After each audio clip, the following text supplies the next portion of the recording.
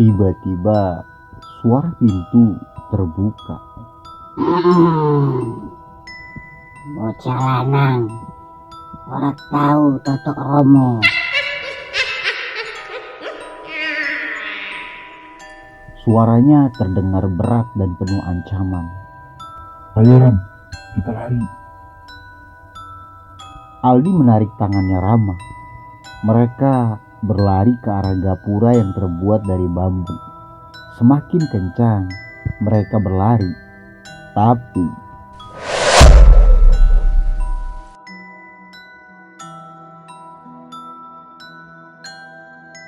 Assalamualaikum teman-teman. Apa kabar kalian yang lagi menonton channel ini? Semoga terhindari, semoga tidak mengalami hal mistis di dunia ini. Dan terima kasih sudah mampir lagi. Selamat datang dan berjumpa lagi di channel ini. Gue Saragil. Wah teman-teman, terima kasih sudah nemenin cerita ini. Sudah beberapa part kita di kisah ini. Dan ini part yang terakhir, yang berjudul Tetap di Sini. Sebelumnya, terima kasih kepada Bang Lukas sudah mengizinkan ceritanya dibawakan di channel ini. Dan juga terima kasih atas dukungannya kepada gue. Sukses terus buat Bang Lukas. Oh ya, bagi kalian yang penasaran dengan versi tulisan atau cerita horor pendakian lainnya, kalian jangan lupa mampir juga ke media sosialnya beliau. Ada banyak cerita horor yang pastinya bikin kalian merinding. Linknya ada di deskripsi video ini. Oke, sebelum lanjut ke ceritanya, bagi kalian yang belum bergabung dan yang belum subscribe, ayo subscribe sekarang ke channel ini agar kalian tidak ketinggalan cerita horor selanjutnya. Apakah kalian sudah siap untuk menonton? Penasaran dengan ceritanya? Mari kita mulai. Inilah ceritanya. Hani.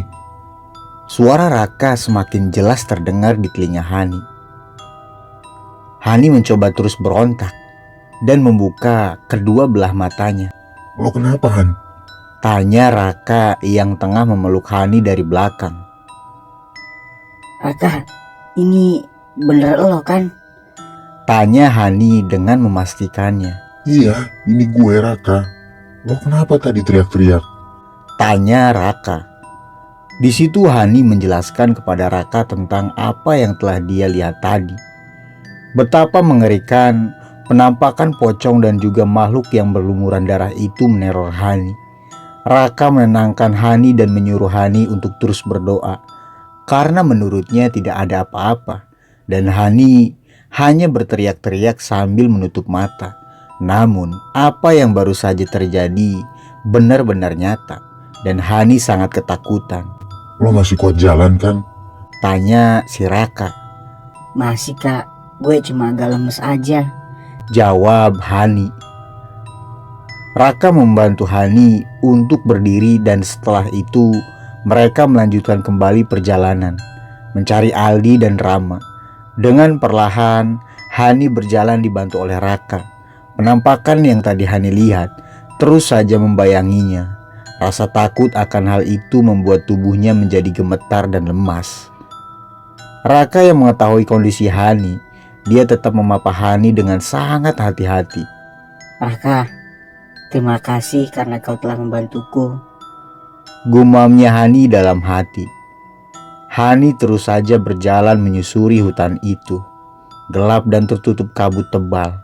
Dan dari dalam kabut, Hani kembali melihat sosok bayangan putih yang bertebangan. Dari pohon satu ke pohon yang lainnya. Hani memberitahukan hal ini pada Raka. Namun, lagi-lagi Raka meminta Hani untuk terus berdoa dan hati-hati melanjutkan perjalanan. Dengan perasaan takut, Hani memejamkan matanya. Hani genggam erat-erat tangan Raka. Raka yang mengetahui ketakutan Hani mencoba mempercepat langkahnya. Dan tiba-tiba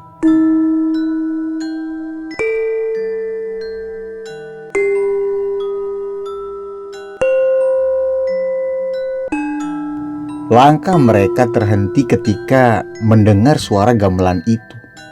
Sayup-sayup mulai terdengar. Suara wanita yang sedang bernyanyi serta diiringi musik gamelan yang piawai menggema di hutan itu.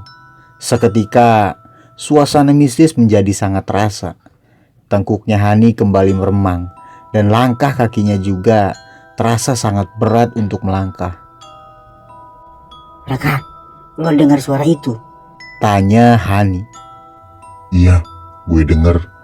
Lo jangan bengong ya, Han. Jangan sampai putus berdoa. Pinta Raka dengan terus berjalan memapa Hani. Langkah kaki mereka berdua mulai tak beraturan. Mereka berjalan sangat cepat, bahkan sedikit berlari.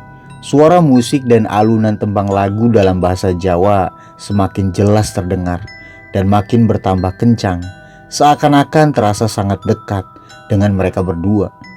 Dan Hani yang sedari tadi memejamkan mata, kini tak bisa Hani lakukan. Bayangan-bayangan putih kembali terlihat di sisi kiri dan kanan mereka. Hani terkejut ketika Raka mendadak berhenti. Matanya melihat tajam di antara kabut dan hujan lebat. Di situ Hani melihat sosok pocong yang berdiri tepat di ujung jalan. Raka, gue takut. Tangan Hani kembali memeluk Raka. Jangan takut Han, gue gak bakal ninggalin lo, tegas Raka setelah berbicara. Raka berlari menghampiri penampakan tersebut dengan membawa parang yang digenggamnya. Lo tunggu di sini. Pinta si Raka. Dan tiba-tiba Allahu Akbar. di situ Raka benar-benar berani dan berteriak dengan sangat lantang dan juga melayangkan sabetan parangnya ke arah penampakan pocong tersebut. Setelah itu penampakan tersebut menghilang. Namun suara gamelan serta tembang lagu masih saja terdengar. Cekikikan tawa menggema di antara pepohonan yang masih tertutup oleh kabut. Tawa yang meledek dan juga menyeramkan ada di sekitarannya mereka. Hani, cepat kesini.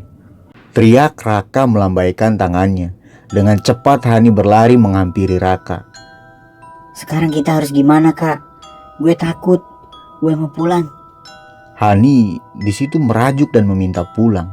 Hani tak kuat dengan semua penampakan-penampakan yang ada di hutan itu. Sabar ya Han, kita pasti pulang. Kita harus temukan Aldi dan Rama dulu. Raka kembali menarik tangan Hani untuk kembali berjalan. Kita kembali ke sudut pandang Rama dan Aldi. Al, kita harus keluar dari tempat ini. Firasat gue gak enak sama ini tempat. Tanya Rama dengan rasa takut. Lo kenapa sih Ram? Yang punya rumah aja Rama. Masa lo mikir kalau tempat ini aneh? Otak lu kali yang aneh. Jawab Aldi sambil tangannya mengambil buah yang disediakan oleh wanita tua tersebut. Maksud lo apa sih Ram? Kenapa lo tepak tangan gue? Jatuhkan buahnya lagi. Gak sopan lo jadi orang. Aldi sangat marah ketika Rama mendepak tangannya dan mengakibatkan buah yang ingin dimakannya terjatuh dan kotor. Lo sadar Al, tempat ini aneh. Mana mungkin di hutan ini ada pemukiman warga. Lo gak merasa ada yang aneh apa? Jelasnya Rama pada Aldi. Tiba-tiba suara guntur bergemuruh di tempat itu. Hujan yang sangat lebat mendadak berhenti seketika. Hanya ada kabut tebal yang menyelimuti seisi hutan dan pemukiman itu. Aldi melihat sekitar dengan tatapan mata kebingungan. Ram, lo bener. Mana mungkin ada rumah di dalam hutan. Aldi berdiri dan membuang buah serta air yang ada di dalam kendi tersebut. Dan tiba-tiba suara kendi yang pecah. Ram, maafin gue ya. Gue gak denger lo dari tadi. Kita harus cepet-cepet pergi dari tempat ini. Gue baru sadar ini pasti kampung setan. Tegas Aldi dengan wajah yang mulai panik. Setelah itu Rama dan Aldi memutuskan untuk pergi dari kampung itu. Baru saja mereka melangkah, tiba-tiba Suara pintu terbuka. Mereka menengok ke arah pintu rumah tersebut. Betapa terkejutnya Rama melihat apa yang sedang berdiri di depan pintu. Dia melihat sosok wanita parubaya yang Rama lihat tadi berdiri menghadap mereka. Penampilannya kini sangat menyeramkan. Matanya melotot, kelopak matanya hitam pekat, tempurung kepala yang amat jelas terlihat ditutupi oleh kulit keriput dengan rambut panjang tak beraturan. Bocah lanang, ora tahu tutuk kromo. Suaranya terdengar berat dan penuh ancaman. Ayo Ram, kita lari. Aldi menarik tangannya Rama. Mereka berlari ke arah gapura yang terbuat dari bambu. Semakin kencang mereka berlari, tapi gapura itu terasa semakin menjauh. Perasaan Rama di situ menjadi semakin panik dan nafasnya mulai terengah-engah. Pada akhirnya, mereka sampai lalu menyentuh gapura tersebut menggunakan tangan kanannya. Kepala Rama langsung menghadap ke arah tanah karena nafas yang kurang terkontrol akibat berlari dengan perasaan panik. Dan Rama mencoba menengok ke belakang. Penampakan wanita tua tersebut sudah tidak ada lagi. Rama memutuskan untuk berhenti sejenak.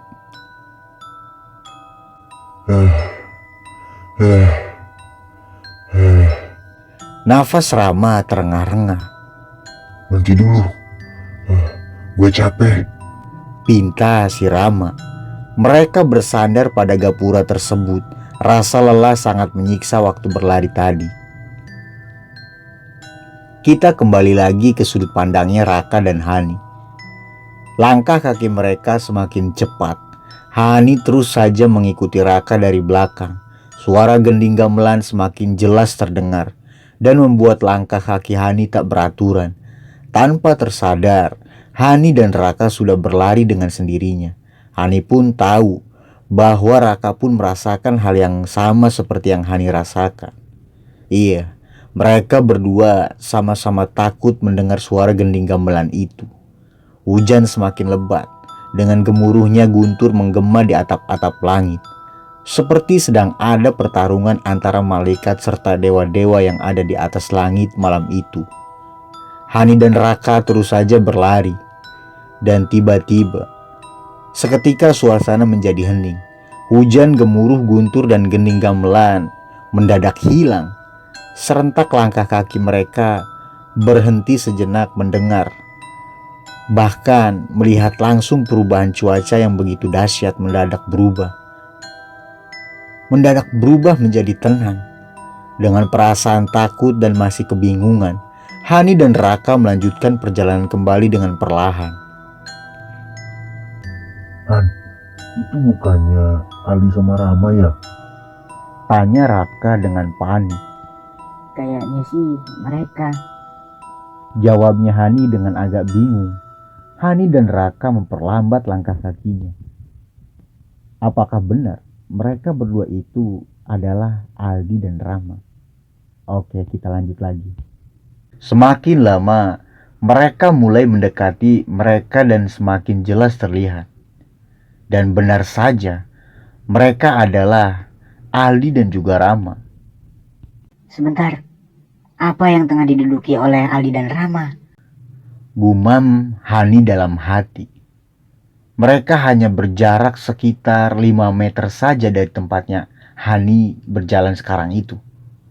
Betapa terkejutnya Hani. Ternyata yang diduduki Aldi dan Rama adalah sebuah batu nisan. Ali, Rama. Cuaca pun sangat begitu tenang. Tiba-tiba, Ali, Rama. suara teriakan Raka. Sontak, Rama langsung menoleh ke arah kanan. Dan benar saja, mereka adalah Hani dan juga Raka. Raka, Hani. Sambutnya Rama. Mereka berempat saling berpelukan. Rasa khawatir Rama terjawab dengan melihat dua sahabatnya dalam keadaan utuh dan baik-baik saja. Lo berdua baik-baik aja kan? Gue sama Hani baik Ram. Lo berdua gimana? Raka kembali bertanya kepada Rama. Gue sama Ali juga nggak kenapa-kenapa. Jawab Rama. Lo ngapain duduk di situ? Timpal Hani yang menunjuk ke arah bawah. Rama dan Aldi terkejut. Ternyata bangunan yang tadi mereka sandari telah berubah menjadi sebuah batu nisan. Spontan, Rama dan Aldi menjauh dari batu nisan tersebut. Langsung saja mata Rama tertuju pada perkampungan yang tadi mereka singgahi. Perkampungan yang tadi Rama lihat seketika lenyap dan hanya ada batu nisan yang ada di tempat itu. Bagaimana jika kita mendoakan orang yang dimaksud dari batu nisan ini? Ajaknya Rama pada mereka. Tanpa berkata-kata lagi, mereka berempat menundukkan kepalanya masing-masing dan berdoa dalam hati. Ya Allah, Maafkanlah kesalahan aku. Aku hanya manusia yang sering melakukan salah dan dosa. Ampunilah kami semua kesalahan yang telah kami perbuat di tempat ini, ya Allah. Dan ampunilah dosa-dosa orang yang ada di dalam batu nisan ini. setelah itu mereka memutuskan melanjutkan perjalanan kembali. Singkat cerita, sekitar 1 jam berjalan, tiba-tiba mereka sudah berada di bawah pohon besar. Kayaknya gue pernah lihat pohon ini lah.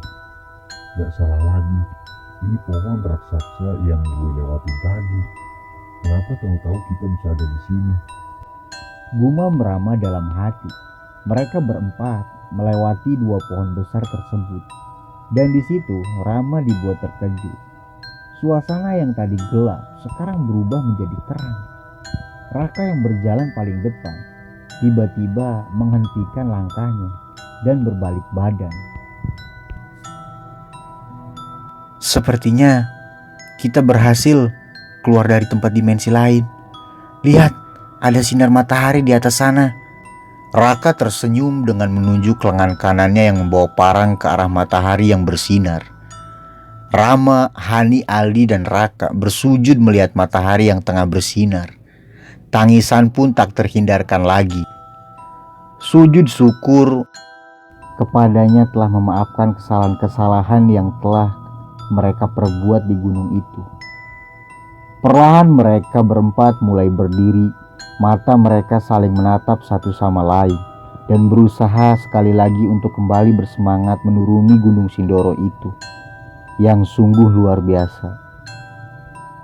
Bismillah serentak dalam hati mereka masing-masing. Raka berjalan paling depan, disusul Hani, kemudian Ali dan Rama berada paling belakang.